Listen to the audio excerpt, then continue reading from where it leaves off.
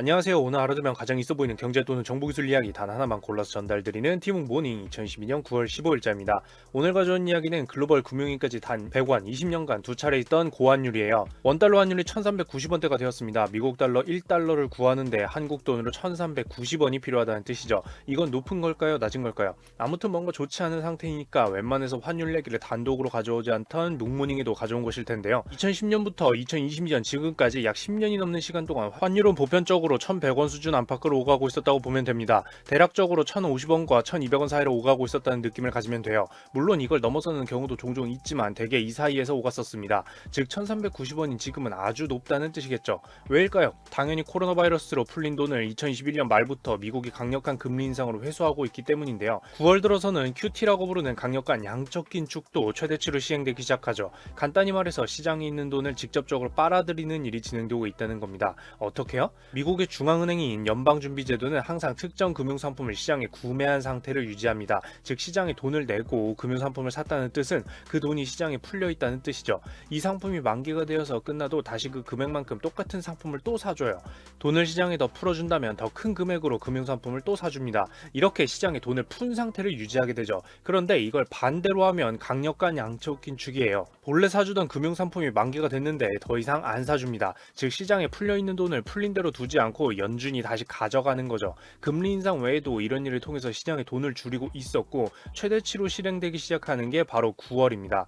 아무튼 2020년 9월의 상황은 첫째로 이런 식으로 금리 인상과 함께 미국의 돈이 시장에서 적어지면 미국의 돈이 희소해지는 것이고 그렇다면 미국 돈인 달러의 가치가 오르겠죠. 둘째로 투자시장 또는 경제 또는 국제적인 상황이 불안해지면 미국 달러 가치가 오르는 것도 작용합니다. 왜냐하면 미국 달러는 어디서든 화폐로 가치가 있다고 사람들이 신뢰하니까요. 오죽하면 미국 경제가 위태해도 미국 달러가 오릅니다. 미국이 완전히 망해버린다면 얘기가 다르겠지만 그럴 것 같진 않거든요. 그런 상태가 지속되면 사람들은 나도 미국 달러 구할래 나도 미국 달러 구할래 하면서 달러에 대한 수요가 오르게 되고 달러를 사재기하려는 움직임까지 보이게 됩니다. 그럴수록 달러 가치는 계속해서 오르겠죠. 그래서 불안할수록 달러 가치가 오르는 거예요. 자, 이렇게 미국 달러의 가치는 오를 것이 자명한 상황이고 그 정도가 강력하다 보니 원달러 환율은 희소한 1300원을 뚫고 1390원을 뚫었습니다.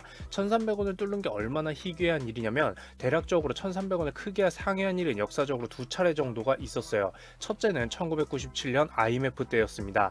1995원까지 갔었죠. 그리고 1998년에 차차 하락해서 다시 1300원 아래로 떨어졌다가 2001년에 잠시 다시 1300원 수준에 올랐고 재차 하락하며 안정화됩니다.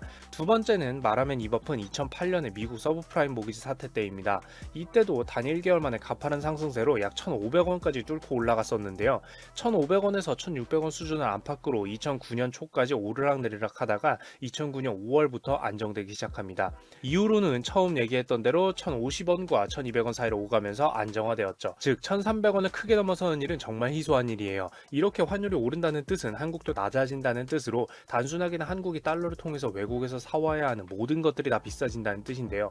더 많은 원화를 지불해야 하는 것과 같기 때문이죠. 그렇기 때문에 경상수지라거나 상품수지, 서비스수지라고 하는 국가의 가계부에서 비용이 커지고 마이너스가 될 수밖에 없는 상황이 되는 겁니다. 그래서 요즘에 특히 이런 지표에 더 신경을 쓰게 되는 거예요. 그리고 체감상으로는 결국 외국에서 들여오는 모든 상품, 서비스 그리고 거기 속하면서 또한 최근 가장 화두인 식품과 에너지 가격까지 비싸게 들여와야 한다는 뜻으로 한국이 체감하는 물가가 비싸진다는 의미가 됩니다.